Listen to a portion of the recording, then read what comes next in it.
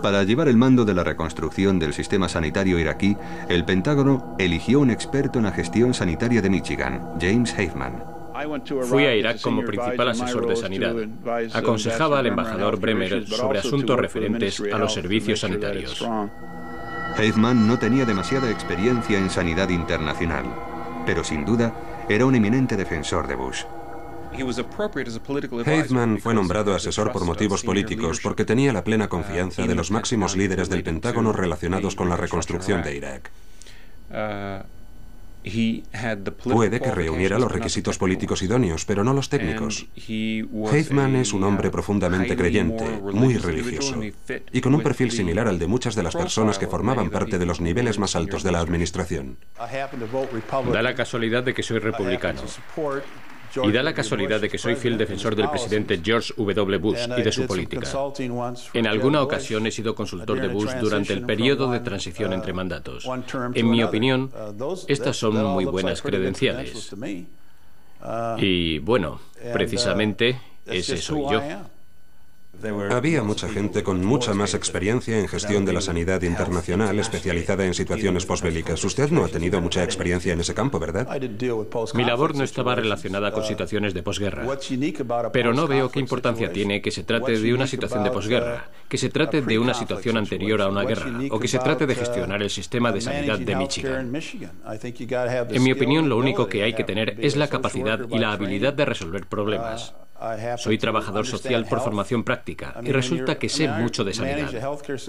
Quiero decir que he estado a cargo del sistema de sanidad de Michigan que atiende a 10 millones de personas.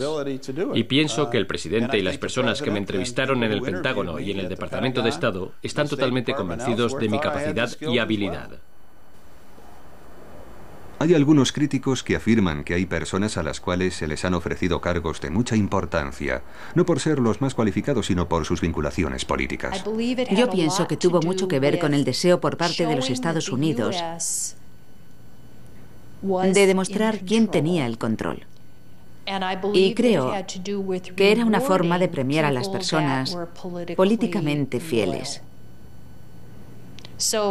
Así que, en vez de ser una cuestión técnica, en mi opinión, fue más bien una cuestión de premios y castigos por motivaciones políticas. Eso suena similar a la manera que tenía Saddam de gobernar el país. Si hoy mismo se hiciera una encuesta entre los iraquíes sobre lo que ven a su alrededor en el día a día, estoy segura de que dirían que no ven mucha diferencia. De nuevo en la carretera, Ali Fadil sigue adelante con su investigación sobre los fracasos cometidos en la reconstrucción de los servicios básicos de Irak. Está intentando averiguar la razón por la que tantos niños están padeciendo diarrea y deshidratación. Un miembro del Consejo Municipal me llevó a recorrer la ciudad y visitamos algunos barrios donde ni siquiera tienen colegio, ni suministro de agua, y sus calles están encharcadas de aguas residuales. El embajador norteamericano responsable de la reconstrucción dice que la ciudad de Diwaniyah ha recibido $500 millones procedentes del programa de reconstrucción, pero la verdad es que se ven pocas evidencias de eso.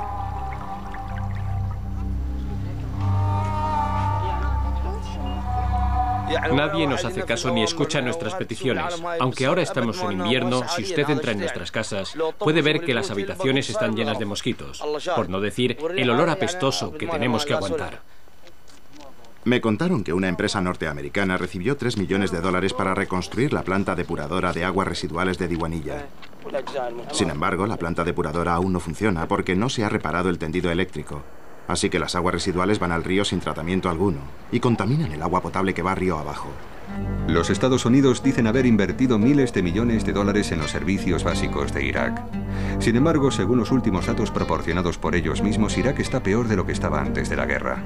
Se está generando menos electricidad, aunque se haya gastado en ello 1.500 millones de dólares. Se está produciendo menos petróleo, aunque se haya gastado en ello 500 millones de dólares. Y se está suministrando menos agua potable, aunque se haya gastado en ello 500 millones de dólares.